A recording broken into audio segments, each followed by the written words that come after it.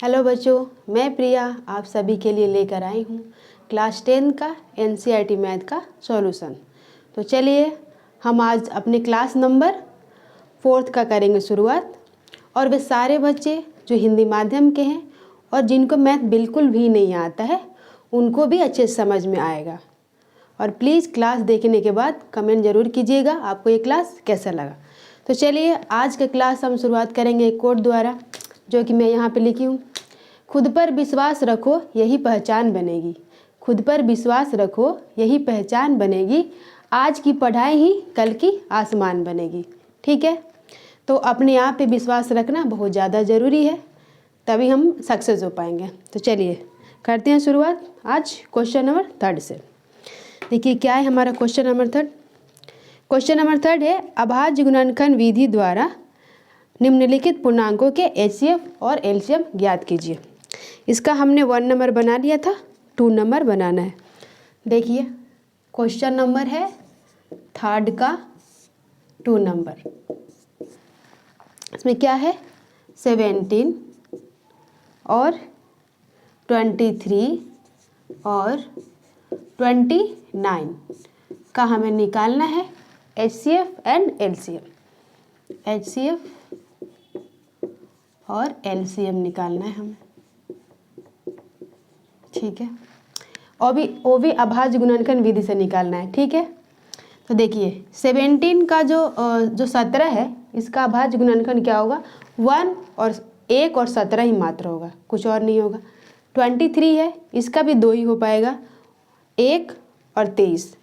ये 29 है इसका भी जो अगर हम गुणनखंड करते हैं अभाज्य गुणनखंड तो सिर्फ 2 ही होगा।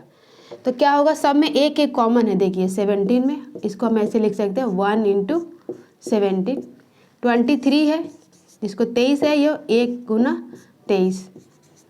29 है इसको हम लिख सकते हैं 1 × 29। ठीक है, तो तीनों में हमारा कॉमन क्या आ रहा है 1 1, जो कि एचसीएफ निकालने के लिए क्या होता है जो तीनों में कॉमन होना चाहिए। ठीक है, तो एचसीएफ बराबर क्या हो गया हमारा 1, जो कि हम पढ़ चुके हैं पिछले 3 क्लास में। ठीक है, अब देखिए एलसीएम। एलसीएम के लिए हम क्या करते हैं, जो कॉमन हो वो तो लेंगे ही, और बाकी वे सारे अंक जो कॉमन नहीं है उसे भी हम लेते हैं। ठीक है, तो देखिए 17, 23, 29। तो पहले हम ये दोनों को गुना करते हैं। 23 में अगर हम 70 से गुना करेंगे कितना आएगा 7 त्रिक 21 की 1 हासिल 2 7 दूनी 14 15 16। ठीक है, फिर ये 3 और ये 2 कितना आया 1 6 3 9 और 2 1 3, हमारे पास है 391। फिर ये 29 बचा है। ठीक है, तो हम चलिए यहाँ पे करते हैं 391। 1 मिनट,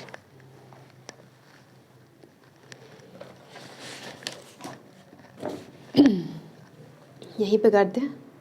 391 आए हमारे पास, इसमें मल्टीप्लाई करेंगे 29 से। 391 × 29 देखिए होगा 9। 9 में 9 से गुना करेंगे कितना आएगा 81। 81 की 1 होगा, यहाँ पे 8 लिख देंगे। फिर ये 9 में 3 से करेंगे 27, और 27 में 8 जोड़ेंगे कितना आएगा 7 7 14 1 15 और 1 2 1 3 35। ठीक है, इतना है हमारा। फिर ये 2 से करेंगे तो 2 9 दूनी 18 की 8 हासिल 1 3 दूनी 6 1 7, कितना है हमारे पास 9 2 1 3, ये 8 5 13 की 3 हासिल 1 7 3 10 1 11। तो हमारा एलसीएम आ गया 11 33 9। 11 33 9 हमारे पास आया एलसीएम। ठीक है, देख लीजिए अच्छे से।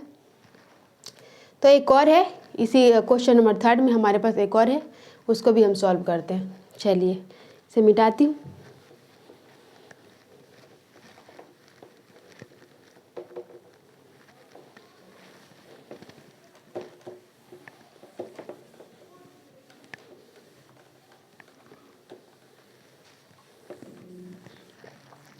थर्ड नंबर है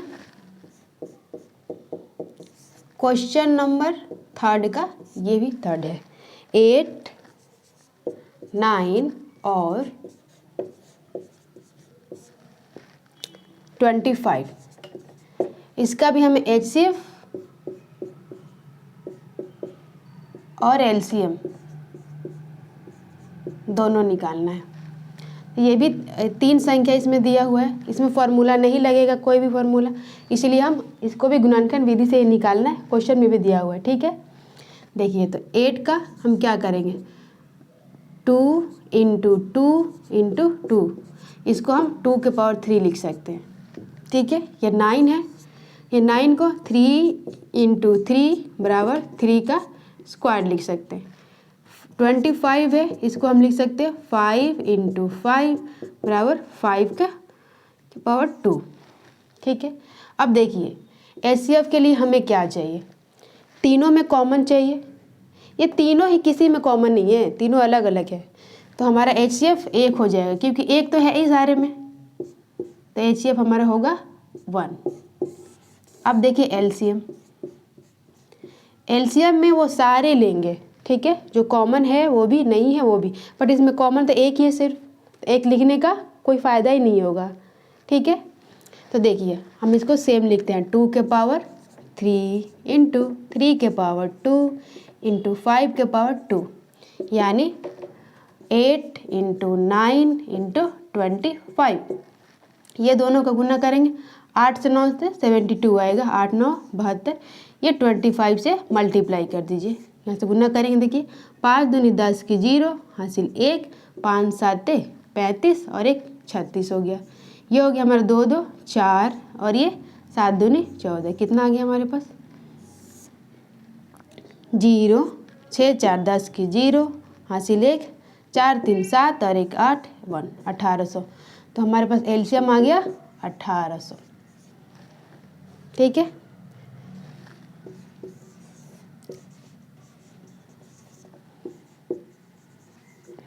तो हमने क्वेश्चन नंबर 3 तक हल कर लिया, जो हमारा एक्सरसाइज 1.1 था, क्वेश्चन नंबर 3 पूरी तरह कंप्लीट हुआ। अब चलते हैं 4 की तरफ। देखिए आप लोग स्क्रीनशॉट लेते रहिए। चलिए आगे चलते हैं 4 नंबर की तरफ। 4 नंबर क्या है तो देखते हैं एक बार।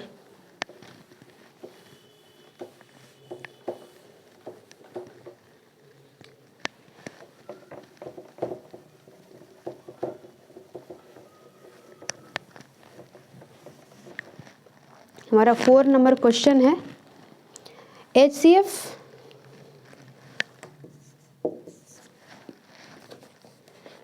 देखिए ये बुक है NCERT जो 10th का है, इसका क्वेश्चन नंबर 4 है। देखिए HCF जो है HCF 306,657 बराबर 9 दिया है। ठीक है, क्या निकालना है हमें LCM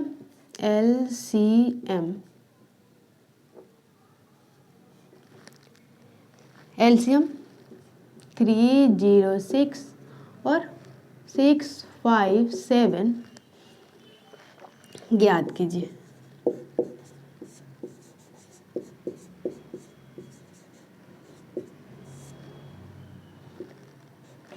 चलिए तो हमारे पास HCF दिया है, हमें LCM निकालना है।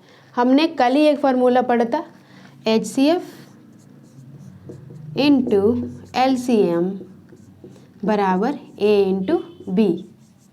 HCF हमारा दिया हुआ है 9, यहाँ पे रख देंगे, और LCM तो निकालना ही है हमें। LCM A के जगह पे 306 लिखिए क्योंकि ये A ही लिखा हुआ है, और B 657 है हमारे पास। अब ये 9 यहाँ पे गुना में है, इस साइड में जाएगा तो भाग लग जाएगा। ठीक है, LCM बराबर 306 इंटू 657 इंटू 9। देखिए अगर हम अलग अलग भी करेंगे या छोटा छोटा करके काट लेते हैं एक बार। देखिए 3 से करेंगे, 3 3 का 9, और ये 3 से एक बार में 0, 3 दूनी 6, फिर 3 से कटेगा, ये 3 3 का 9, और 10 में से 9 जगह 1, तो क्या हो जाएगा, ये 12 हो जाएगा। फिर 3 से काटेंगे, 3 चौका 12, यानी हो गया हमारे पास 34। तो 34 गुना 657। अभी हम गुना करके इसे देख लेते हैं कितना आ रहा है। 657 में अगर हम 34 से गुना करते हैं तो ये 7 चौक 28 की 8 हासिल 2, फिर 5 चौक 20 और 2 22 की 2 हासिल 2 हो जाएगा। फिर 6 चौक 24 और ये 25 26 26 28, फिर हमारे पास 3 बचा, 7 तिरिका 21 की 1 हासिल 2, 5 3 15 16 17 17 की 7 हासिल 1 बचेगा। फिर 6 3 18 1 19। देखिए कितना आया, 8 2 1 3 और ये कितना बचा, 6 6 12 1 13 कि 3 हासिल 1 9 2 11 1 12 12 के 2 हासिल 1 और 1 1 2, यानी 22 33 8 हमारे पास आया। चलिए यहाँ लिखते हैं।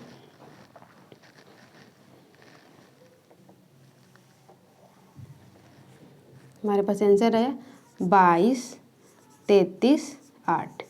ये हो गया हमारा LCM। LCM कितना हो गया, LCM 306 और 657 बराबर हो गया हमारे पास 22 33 8। ये हमारा आंसर हो गया। ठीक है, तो 4 नंबर हो गया। अब चलते हैं 5 नंबर की तरफ। ठीक है,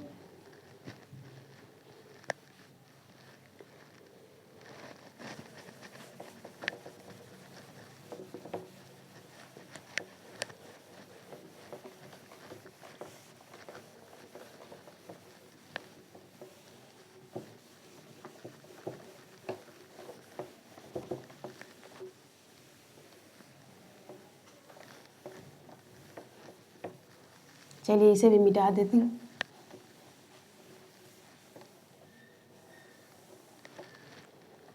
फाइव नंबर है हमारा क्वेश्चन। जांच कीजिए कि क्या किसी प्राकृत संख्या n के लिए संख्या 6 के पावर n अंक 0 पर समाप्त हो सकती है। ठीक है, 5 नंबर है। जांच कीजिए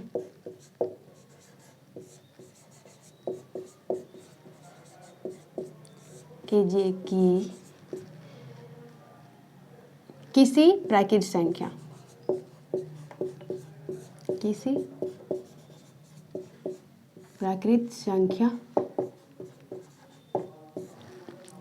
6 के पावर किसी प्राकृत संख्या n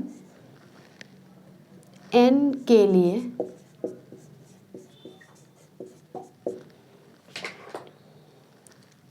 संख्या 6 के पावर n अंक 0 पर, यह है 0 अंक 0 पर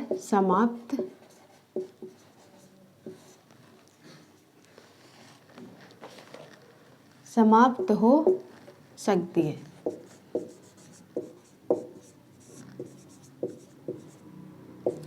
यानी क्वेश्चन जो सबसे पहले हमने थ्योरी में बनाया था, जो 4 की पावर n था, कि उसे कि वो उसका जो संख्या 4 की पावर n अंक 0 पर समाप्त हो सकता है, जो कि हम ऑलरेडी थ्योरी में बना चुके हैं। सेम उसी पैटर्न पे ये भी बनेगा। चलिए हम देखते हैं एक बार। तो ये क्वेश्चन है 6 के पावर n 0 पर समाप्त होना चाहिए। ठीक है, सबसे पहले हमने उसमें पढ़ा था, जो इसमें क्वेश्चन में दिया है कि n क्या है, एक प्राकृत संख्या। तो n एक प्राकृत संख्या है, इसका मतलब 1 2 3 4 हम रख सकते हैं। ठीक है, तो सबसे पहले इसका थ्योरी क्या बताता है कि कोई भी संख्या अगर 0 पर समाप्त होती है तो उसका जो अभाज्य गुणनखंड होगा उसमें 2 और 5 होना ही चाहिए। ठीक है, तभी वो 0 होगा। तो देखिए जांच करते इसमें है क्या, 6 के पावर n यानी n का बराबर मतलब है 1 2 3 डॉट डॉट आप इन्फिनिटी तक रख लीजिए, क्योंकि n एक प्राकृत संख्या बोला जा रहा है। ठीक है, तो चलिए 6 के पावर हम रखते हैं 2 से रखते हैं, 1 आने पे तो वही आएगा। 2 हमने रखा, क्या आया 36। फिर 6 के पावर अगर हम 3 रखेंगे, देखिए 36 में अगर 6 से कीजिएगा 6 1 36, हासिल 3 6 3 18 19 20 1 216 आ रहा है, यानी आ ही नहीं रहा है शून्य। तो इसमें जांच करके देखते हैं। ये तो एक तरीका हमने देख लिया, ये शून्य नहीं आ रहा है, ठीक है। तो अब देखिए 6 के पावर जो n है, क्या हम इसको 2 इंटू पहले छोटा लिखते हैं, 2 इंटू 3 के पावर n लिख सकते हैं, ठीक है, बिल्कुल लिख सकते हैं। अब इसका जो गुणनखंड है, भाज्य गुणनखंड, ये 2 और 3 आ रहा है, इसमें 5 नहीं है, ठीक है। तो ये शून्य पर समाप्त नहीं होगी। तो यहाँ आप लिखते हैं हम यहाँ पे, चूँकि यह, चलो लिखते हैं, संख्या 6 के पावर n में 5 नहीं है, ठीक है, ऐसे लिख सकते हो। इसलिए यह शून्य पर समाप्त नहीं होगी। ये हो गया हमारा, नहीं हो सकता या नहीं होगी, ठीक है, ये हमारा हो गया आंसर। चलिए तो फटाफट स्क्रीनशॉट लीजिए, हम बढ़ते आगे। नेक्स्ट क्वेश्चन हमारा 6 नंबर है, उस पर हम बढ़ते हैं, देखते हैं इसमें क्या है, ठीक।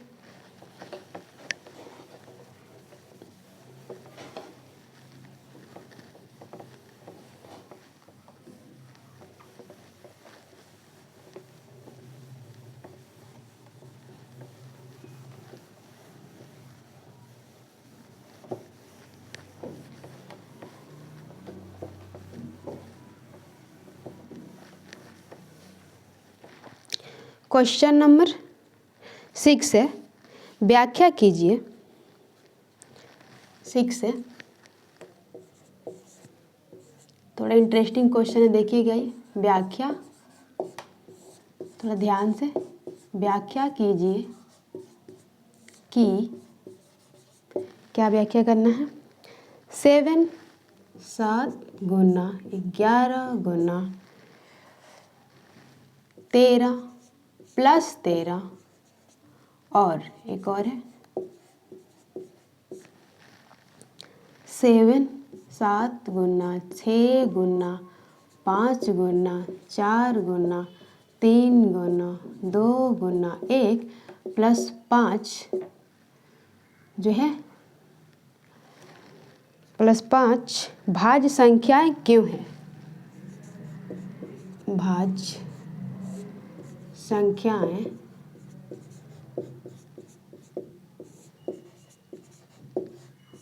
क्यों है, ठीक है। यानी कि ये जो क्वेश्चन है ये ऑलरेडी बोल रहा है कि ये जो संख्या है 7 गुना 11 गुना 13 प्लस 13 ये ऑलरेडी भाज्य है। हमें बताना ये है कि आखिर ये क्यों भाज्य है। तो चलिए अभी हम देखते हैं क्यों भाज्य है। सबसे पहले ये लेते हैं 7 गुना 11 गुना 13 प्लस 13, ठीक है। तो देखिए ये एक पार्ट हो गया, इसको मान लीजिए ये प्लस के पहले वाले और प्लस के बाद वाले। तो 13 में अगर हम 1 से गुना करेंगे तो कोई चेंज नहीं होगा। तो चलिए हमने कर लिया, ये दूसरा पार्ट इसका हो गया। अब ये दोनों में से क्या कॉमन हो सकता है, देखिए गौर से।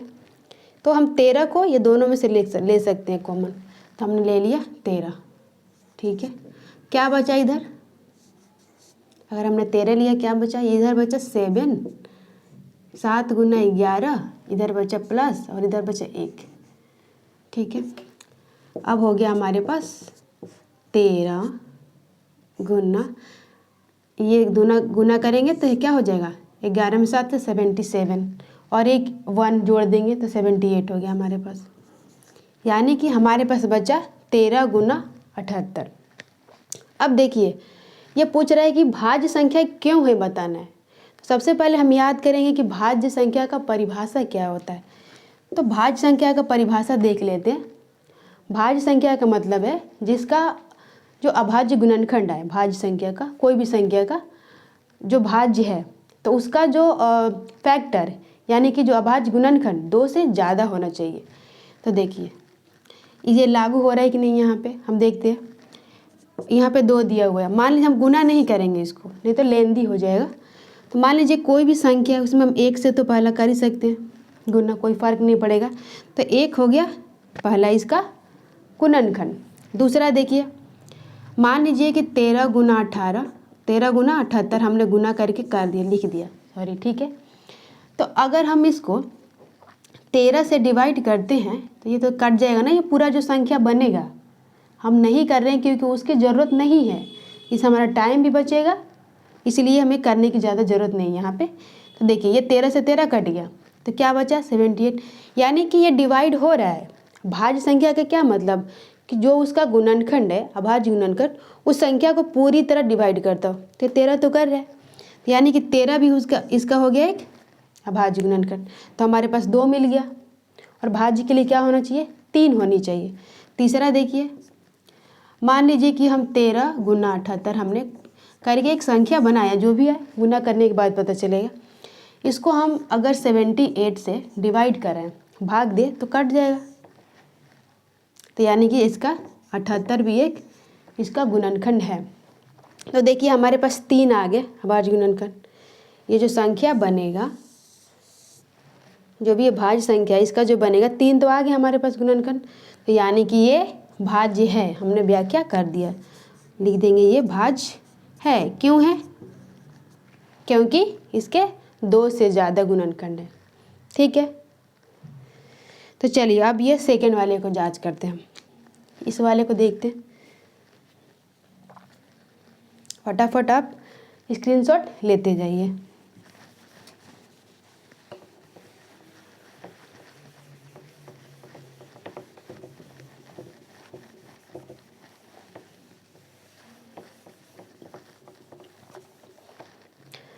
चलिए एक है 7 गुना 6 गुना 5 गुना 4 गुना 3 गुना 2 गुना 1 प्लस 5।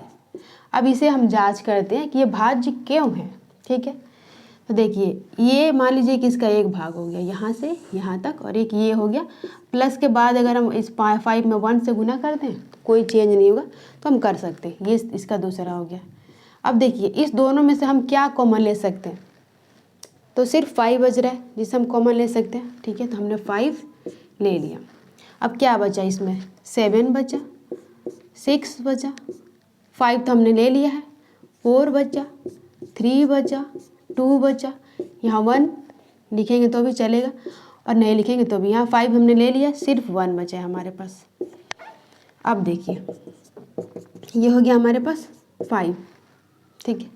अब इसको हम मल्टीप्लाई करते हैं, 2 से 3 गुना करेंगे 6, 6 में 4 से गुना करेंगे 24, और 24 में 6 से गुना करेंगे हो जाएगा 144।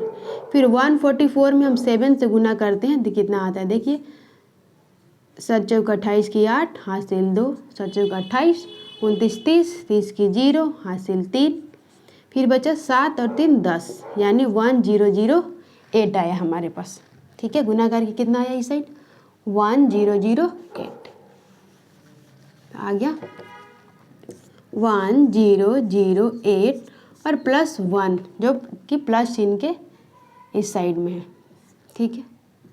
तो कितना हो जाएगा 5 गुना 1009। अब देखिए इसे भी हम गुना नहीं करेंगे क्योंकि हमें सिर्फ जांच करना है कि ये भाज्य क्यों है। भाज्य का मतलब है कि जो संख्या का जो गुणनखंड है, जिसका जो अभाज्य गुणनखंड आएगा वो 2 से ज़्यादा उसका होगा गुणनखंड। अगर इसका गुणनखंड करेंगे संख्या का तो 2 से ज़्यादा होना चाहिए। मान लीजिए इसको हमने गुना किया तो 1 तो होगा ही,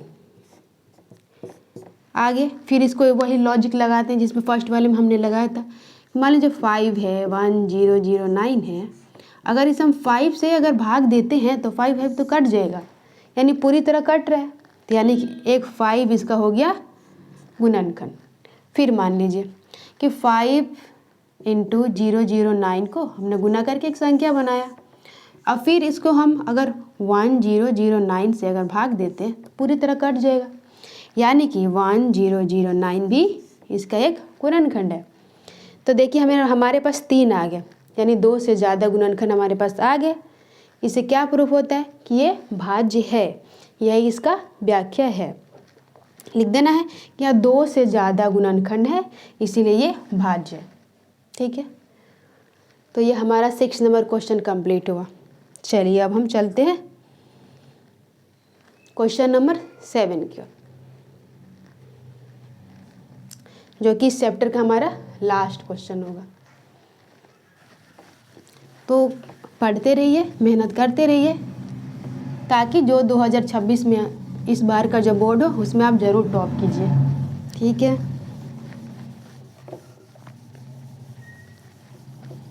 मैथ ऐसा सब्जेक्ट है जिसमें हम 100 में 100 ला सकते हैं। काफ़ी बच्चों ने लाया है, तो कोई बड़ी बात नहीं है। ठीक है,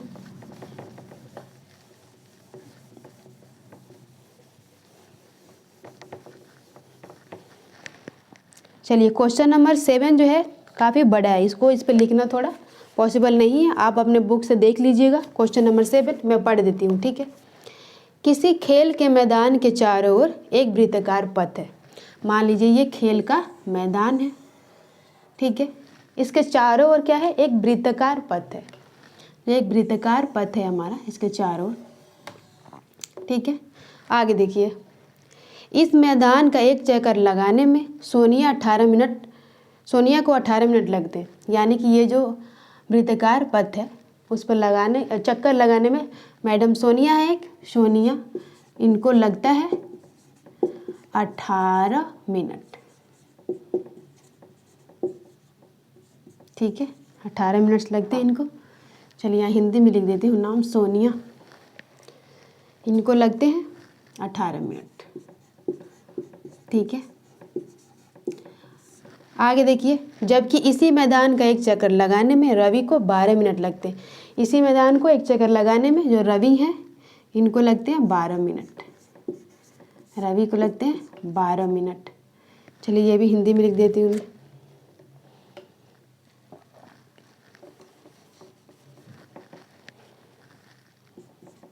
12 मिनट लगते हैं, 12 मिनट लगते हैं, 18 मिनट और 12 मिनट। ठीक है, आगे क्या क्वेश्चन बोल रहा है, सोनिया को इसी वृत्ताकार पथ को एक चक्कर लगाने में लगते हैं 18 मिनट।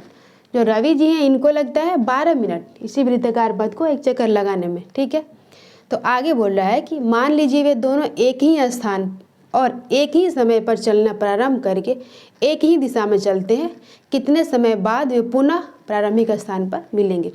यानी कि दोनों एक ही समय पर और एक ही स्थान से ये दौड़ना शुरू करते हैं। यहाँ से मान लीजिए चलना शुरू करते हैं दोनों, तो क्वेश्चन ये है कि कितने समय बाद ये पुनः प्रारंभिक स्थान पे मिलेंगे ये दोनों।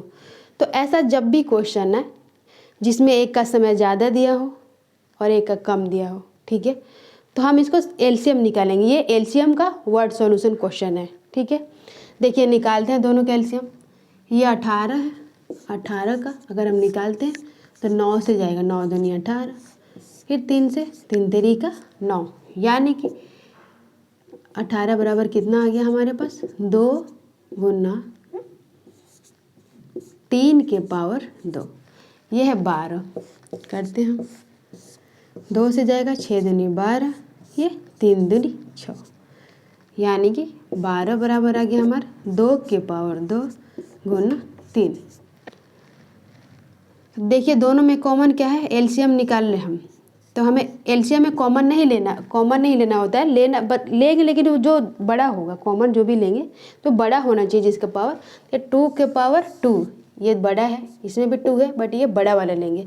ये 3 के पावर 2 है, यहाँ 3 है तो हम 3 के पावर 2 लेंगे।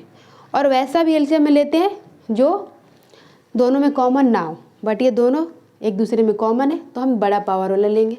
हो गया 3 के पावर 2 इंटू 2 के पावर 2, यानी कि 3 के पावर 2 यानी 9, 4 के पावर 2 यानी 4, यानी 36 मिनट में ये दोनों आपस में एक ही जगह पे मिलेंगे, 36 मिनट के बाद मिलेंगे। तो देखिए ऐसा हमने क्यों बनाया, मान लीजिए जो सोनिया 18 मिनट ले रही हैं, ठीक है, और रवि 12 मिनट। तो जब तक रवि दूसरा चक्कर लगाएंगे तब तक जो सोनिया है फर्स्ट चक्कर में ही वो पीछे से आएंगी, ठीक है। अगर ये 3 चक्कर लगाते हैं, जैसे हम ऐसे निकाल सकते हैं कितने चक्कर में भी मिलेंगे, ऐसे भी निकाल सकते हैं। तो देखिए ये 36 में अगर रवि का 12 है, 12 दूनी 12 36, यानी कि तीसरे चक्कर लगाएंगे। और सोनिया कितने लगाएंगी, 36 में मान लीजिए, देखिए 18 से देखते हैं, 18 2, यानी कि जब तक सोनिया 2 चक्कर लगाएंगी ये रवि 3 चक्कर लगा लेंगे, ठीक है। बट हमारा आंसर सिर्फ इतना ही होगा कि कितने मिनट में वे एक दूसरे पर एक ही स्थान पर मिलेंगे, जहाँ पे मतलब शुरुआत किए थे तो 36 मिनट में मिलेंगे, ठीक है। तो आज हम यहीं पे ख़त्म करते हैं। ये हमारा लास्ट है क्वेश्चन इस 1.1 का, और आगे हम इसे नेक्स्ट का 1.2 का पहले थ्योरी पढ़ेंगे, फिर हम उसका चैप्टर शुरुआत करेंगे। तो चलिए धन्यवाद, पढ़ते रहिए, स्वस्थ रहिए।